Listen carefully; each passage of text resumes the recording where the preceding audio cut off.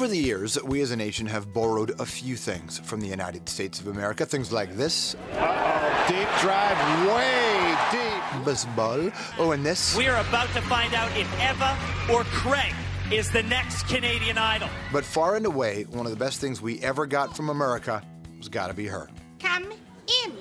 Glee. Come in.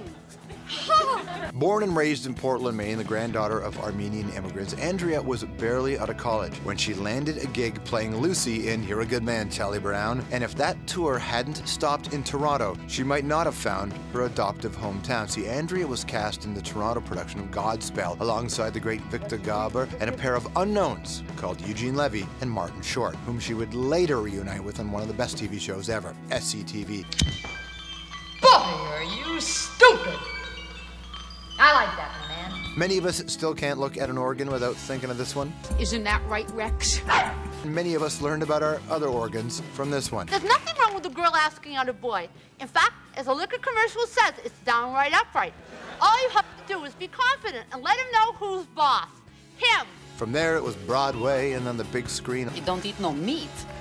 No, he doesn't eat meat. What do you mean he don't eat no meat? Along the way, Andrea's earned a whack of awards, 2 Emmys, a Tony, a Gemini, and now she's hosting an award show, the Genie Awards, for the 2nd time. All she needs now, though, is a handsome sidekick. Please welcome Andrea Martin. Oh, it's so lovely. How are you? Nice to see you. Okay, I just saw you out there. Yep. How great does this guy look? My God. I'm good. So do you, by the way. So do you. Thank you so much. But really, you know, you make a good case for eating vegan. Really, I know it's fabulous. I can't do it, but it's fabulous. As we saw in your clip from the movie. What did you? You know, I don't eat no meat. That's right. I should be. Okay, so this is exciting. So A, it's nice to see you, but B, we get to work together. We're doing the Genies. You've done the Genies before. I've never hosted them. What are we in for? Well, I think kind of hosting award shows are no-win situations, so I think we should just run havoc and not care what anybody thinks, because I thought Billy Crystal was so fabulous. So did I. Honest, did you watch the Oscars? Did you think Billy Crystal... It's a crazy hard job to do. I thought he was fabulous. I thought all the material was great. I thought it was really honored the films. Right. And the next day just kind of thrown through the mire. So there's so many haters out there. We just have there to... Are a lot of, we should just have fun and celebrate the beautiful film industry here. And so what we've done is, there's a script for the Genies. Okay. Andrea and I have written our own. So they don't know this yet. We're actually going to just go do what we want on Thursday, is what you're saying, right? Yeah, I think we should. Now okay, so you've having done this before, the interesting thing about doing the Genie Awards is that a lot of the films are French. So which means a lot of the audience is going to be French. Yes. Which means we have to do jokes in French? Oh my God, I remember when I did this a few years ago, and I was working with a head writer on David Letterman and Matt Roberts, and we wrote them a monologue, and I was like so cocky. I thought, this is really funny. There is no way nobody's gonna... There wasn't one laugh for 15 minutes, and my sister was producing it, and I came off and said, they can go to hell.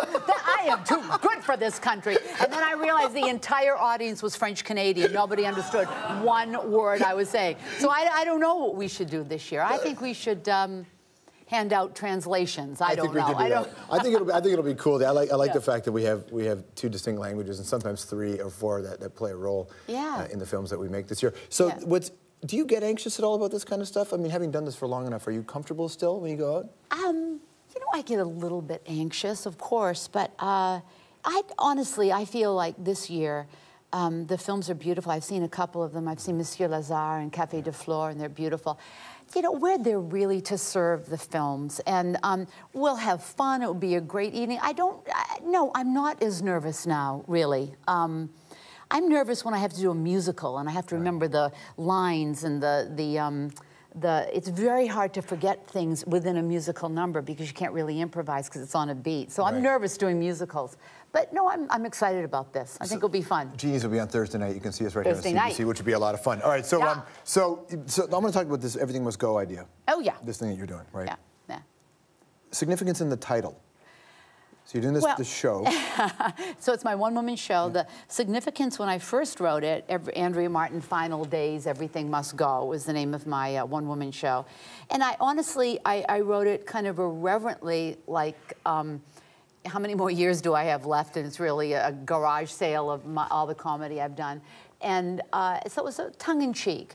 And then the more I got into it, the more I realized it has another meaning, which is everything just must go on. And it's like being on the Yes train. You just got to keep going. So I start it kind of like it's my swan song, and then I end it with Edith Prickly saying, you know, that just, you know, every morning she gets up with Mr. Prickly by her side, and she gives thanks. Every morning she gets up, Mr. Prickly, she gets down on her knees, and woof, she gives thanks. And it's all about that, you know, I'm on the Yes train. Does she say woof when she gives? Woof. Okay. Of course she does. Yeah. So it's kind of come full circle. So it's really just about saying yes. You know, I don't know about you, but my experience is that when you say yes to something, your life can change on a dime. And, you know, a lot of my life has been about saying no or being self-doubting. But at a certain point where I am right now, I just feel like, what am I waiting for? Right. Yeah. And your reasons for saying no? There were my reasons before for saying no? Yeah. I think they're probably all fear-based, you know. What will people think of me? Will I be good? I pretended they were for loftier reasons, and material isn't good enough. But really, I think it was, you know, just fear of what, where it might take me. So, Cynthia, because you shouldn't have that many career regrets, because you have had a great career, but do you look back at the no's, and do you carry them at all? You know, I look back and on really great days, and I think you know, your failures are all there to make your successes much better, much more exciting. So I look at them all as reasons, and I don't think there's anything we do by accident. So I think there are potentials for growth. And you made an interesting choice in your career, whereas a lot of the alumni of the groups that you're with, you know, the SCTV group, stayed in comedy. Mm-hmm. That wasn't just, like, you wanted to do more than just comedy. Well, you know, I'd always wanted to do theater. That's what I grew up dreaming about, being on Broadway. And when I came to Toronto in 1971, you know, we started with Godspell, and then I did lots of theater here. You know, I worked from Vancouver to Montreal to, you know, in the different theaters, Manitoba Theatre Festival, the Charlottetown Festival in Prince Edward Island. And then it was just I don't know, by accident that I auditioned for Second City. Mm-hmm. And then Second City really thrust me into the world of comedy, but that wasn't the trajectory when I started out. I immediately felt like I fit in Toronto, though. You know, I'm going to be in just a couple of hours at Roy Thompson Hall in their Unique Lives series, and I was thinking about what makes me unique, because actually I think we're all the same. We all want the same things in life. Yeah. But I really owe everything to Canada. All the things that mean the most to me in my life started here. Well, I think you paid it back in full, because there's so many people who've been inspired by the stuff that you've done.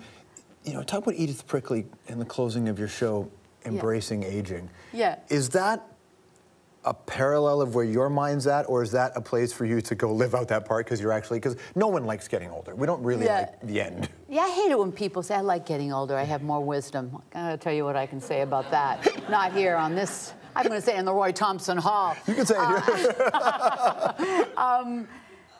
Well, you know, Edith Prickly's my alter ego. She's the most positive side of me, but of course it's inside of me, or I wouldn't be able to articulate it. You know, she has no fear about getting older. She says, fear's a redhead capable of anything. Fear's the worst thing in the world if you don't count audience participation. She says, every time I get an invitation to join the Canadian Association of Retired People, I fly into a violent rage. People think I look good for my age. That's some condescending bullshit. Yeah. You look good for your age. I mean, if I looked like this and I was younger, you'd be rushing me to the emergency ward.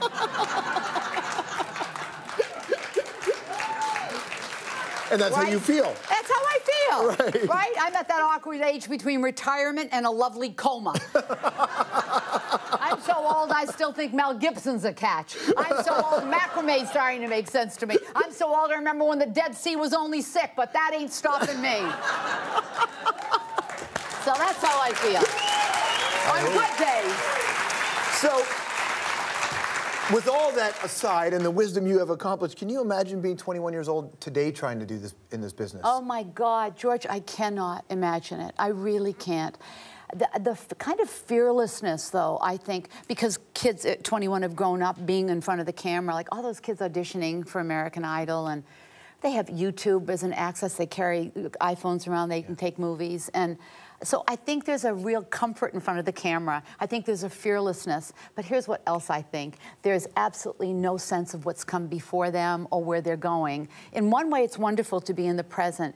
But in another way, that dream's going to end very quickly if you have nothing to support it with, if you don't have a sense of where you've come from, the history, other things in life. So what I say to young people is, you know, I know you're comfortable in front of the camera, and I know you've got a web series, and that's fabulous, but go to the museum, and go to an opera, and go to the theater, and expand your mind, so if one day it doesn't work out, you've got other things that you love. So that's what I do. Stick around. We're going to find out more from Andrea, and also maybe some of her funniest memories from SCTV as well. Anthropology with Miss Martin.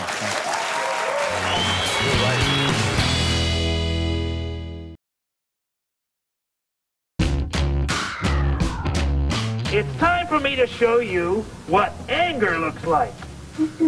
Hold it. Just a minute. Not so fast. You're not the one who's supposed to show what anger looks like. Oh, no? Then who is? I am, of course. You? Yeah, me. Oh, no, you're not. Am. Not. Am. Not. Am. Not. Oh. Ooh, you are good. At what? You're good at getting angry. Right? That's what I'm talking about. How great is Sesame Street?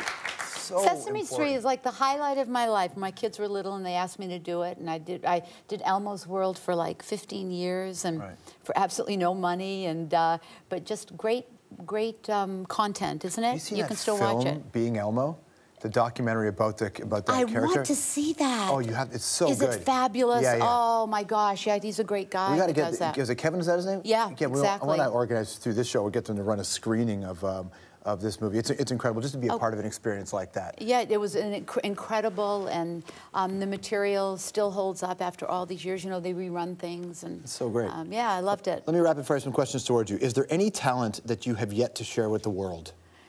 You mean that I do? Yeah, you've done so much. We know all the different things. You're a multi-threat artist. Is there just one thing that you've got that you can't wait to share? Oh, let me see. I'm a good knitter, so maybe I could sell some sweaters on the way Very out. entertaining. Yeah, it's very entertaining. All right, so the Godspell crew reunites to perform a Broadway musical about your lives. What's it called? Oh, Combustion. What's tougher, sharing the stage with men or raising boys? Oh, sharing the stage with men. Yeah? Yeah. Why? Why? Because I was thinking of some men that I've shared the stage with that weren't comfortable sharing the stage. But then I just worked with Jeffrey Rush, one of them on Broadway in Exit the King, and he was the most extraordinary, selfless person and most talented, so I take that back, raising my sons. There you go, that's much harder. Okay. So go back into a moment in time when you're working out a bit with your cast members on SCTV. What's the funniest thing you remember? Oh my gosh, the funniest thing I remember. Well, I want to say John Candy, although John and I didn't work a lot together. But we did Mrs. Falbo and Mr. Messenger. And I think the funniest thing was seeing him in that ridiculous jester costume and taking orders from me, which, you know, was really funny. It was seeing him, I think, being so generous and so funny. He couldn't help but be funny. But in that ridiculous jester outfit, and I remember he had balls hanging from the little hat, and I must have said some joke. Well, Mr. Messenger's got a lot of balls today. And then, I don't know, some ridiculous thing. We had fun, yeah. He's an all right guy. Yeah. We all have our own odd obsessive tendencies. Do you have one that just drives yourself crazy that you know about yourself? You know, I get really anxious. And I wish I didn't, but I do. I have a lot of. Do you breathe into a paper bag? What's your deal? How do you figure it out? I meditate every day. I took a 30-day challenge, and this is my 30-day challenge. Really? No tweeting. I'm off Twitter. You were on Twitter, and then you I'm were off just, Twitter. it was a ghost town. That's it. Go to hell with Twitter. It's the most crazily obsessive thing. It's going down a hole, hellhole. I got off Twitter, and I meditate every day now for 10 minutes. Really? It's fabulous. Absolutely. Does your brain go quiet? It does go quiet. How long did it take you to get to the quiet place? 47 years, but it's... So it's the Genie Awards. Yes. Watch it this Thursday, March 8th. George and I. 8 How p.m. cute. Greek-Armenian. Right together. It's the United Nations of the Genies. Andrea Martin, everybody. We'll be right back.